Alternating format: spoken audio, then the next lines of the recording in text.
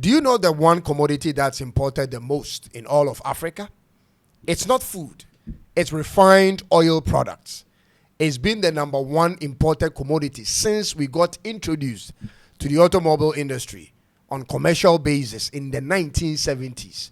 I'm talking about the transportation fuels like the premium motor spirit, popularly known as petrol or gasoline.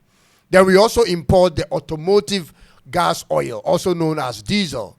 We import the Jet 1 aviation fuel and then the marine fuel.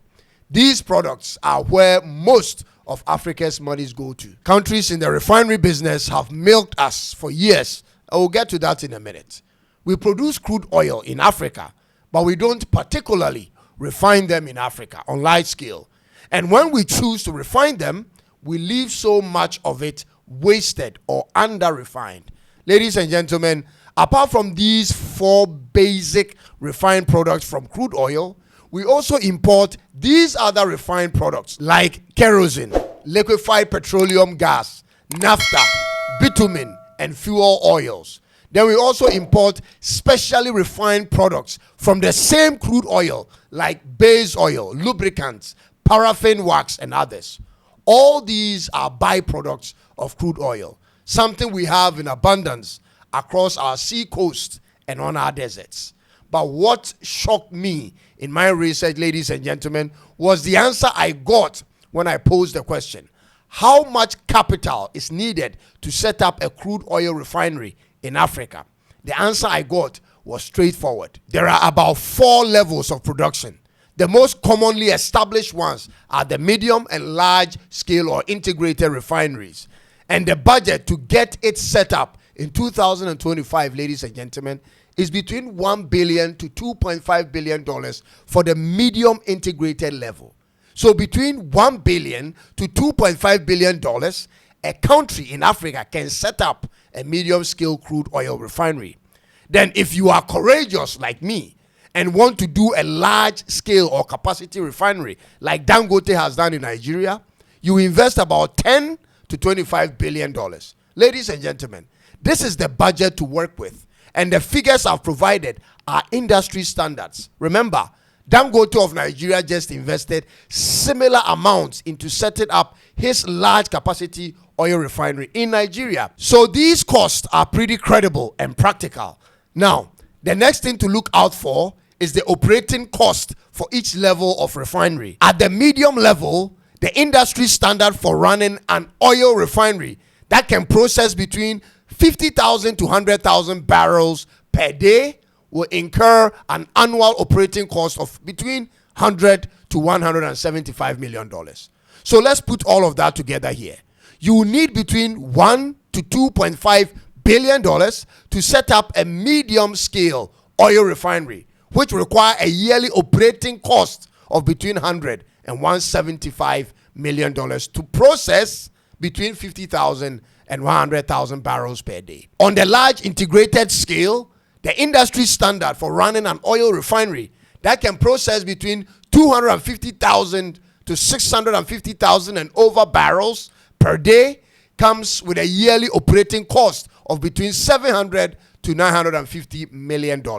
So here again, in order to run a large-scale oil refinery plant in Africa, you need between $10 to $25 billion, first of all, to set it up, and between $700 and $950 million to run it for a year, and then process between 250,000 to 650,000 barrels or even more. This, ladies and gentlemen, is what African governments have avoided over the years and instead chosen to send our crude oils to other parts of the world to be refined. Now, let's take it a notch higher. I again asked a few top people in the oil industry about the cost involved in owning an oil field in any part of Africa. And to my utmost surprise, ladies and gentlemen, when it comes to the exploration and mining of oil in Africa, we can easily invest up to $500 million and bring in the experts to mine on our payroll. This is how the Scandinavian countries did it. You bring the experts and you finance them to work for the state. This is the thin line we have missed. Instead of us funding these operations and dictating the terms, We rather bring in investors and leave them to mine with their investment and give us a token in royalties. The one thing that takes the chunk of our revenue is beneath our feet. What are we doing with it? What we are struggling with is raising capital to invest into these productions. Do you know how much in profit oil refineries make on the average in the world? They make an average of 1.9 billion US dollars in profits every year, ladies and gentlemen. Remember, once you've set up the refinery, you have just maintenance and operational costs to take care of. The rest is all profits. And with one supply of crude oil, all these byproducts are guaranteed. It is a lucrative enterprise, and we can easily do it in any part of Africa as a state project. It is from its byproducts they are able to get the bitumen, which is the asphalt used in constructing roads. That explains why Westerners have all their major roads paved, ladies and gentlemen. When is Africa going to invest in its own crude oil, ladies and gentlemen? The population is fastly exploding, and our cities are expanding. We may have solar and cobalt for batteries, but we will need all the crude oil to push our industrialization phase, ladies and gentlemen. As of 2025, Africa has just about 50 oil refineries altogether in countries like Nigeria, South Africa, Egypt, Algeria, Angola, Zambia, Libya, and Kenya that are actually operational. The whole of Africa refines approximately 2 million barrels of crude oil per day altogether. Meanwhile, Russia alone, with over 50 refineries nationwide, produces an average of 5.5 million barrels per day. America refines 17.9 million barrels on the average per day, making them the largest oil producers in the world. We clearly aren't producing and refining enough. We have a 1.5 billion population and heavily dependent on oil products, but we don't have the local supply. The need for African refineries is imminent in the sense that there is so much we are missing out when we give out our raw crude oil to other countries to refine. The ammonium nitrate fertilizer used extensively in agriculture in Africa is from crude oil. Many of the gels and hair pomades used in Africa are derived, or their bases are derived from ingredients from petroleum products. The naphtha product from crude oil is what's used in making all these large plastics. We have a whole industry exported away the moment we sell off our crude oil. The United Arab Emirates and Saudi Arabia are among the top exporters of plastic packaging to African countries.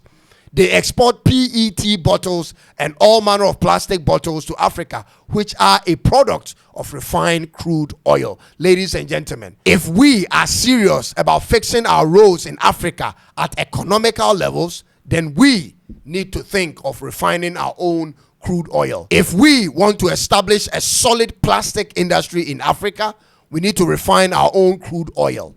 If we want to cut down on how much money we ship overseas, then we have to take care or take a second look at refining our own crude oil.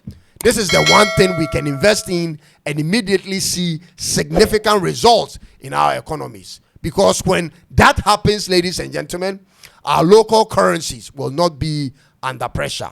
We will be adding value to our products for international exports. This is the direction we should be going. If you have been watching international news closely, you know that since taking office in January 2025, President Trump of America has actively promoted oil exploration and drilling across the United States. He has literally permitted fracking in America, whilst we have it here free of charge. And for those who don't understand what fracking in oil mining means, it means injecting liquid at high pressure into rock patches or boreholes so as to force open existing features and extract oil or gas. They are pushing what's inside the earth to come forth, and we don't need to do all that. So what are we actually waiting for, ladies and gentlemen? I understand electric cars are the future, but we are not there yet. We have cities to build and lives to take care of. We have the crude oil deposits in abundance, whether on our seashores, deep in our oceans, or on the mainlands. Ladies and gentlemen, we have it all. The oil deposits are for our benefits and not for the West. Every serious country with oil deposits has a refinery, and so must we. It is time to look into state ownerships in Africa. It's time to see our state-owned enterprises go to work. We haven't been successful since we left them in the hands of private business people. We need to bring in the best minds, whether from home or from abroad, to run our state enterprises for our own benefits. Ladies and gentlemen, Africa needs to own its own future from today, and I hope someone is listening. Let's leave it here for now. I'll be back with another one very soon. Until then, God bless Africa and all of us. It's bye-bye for now.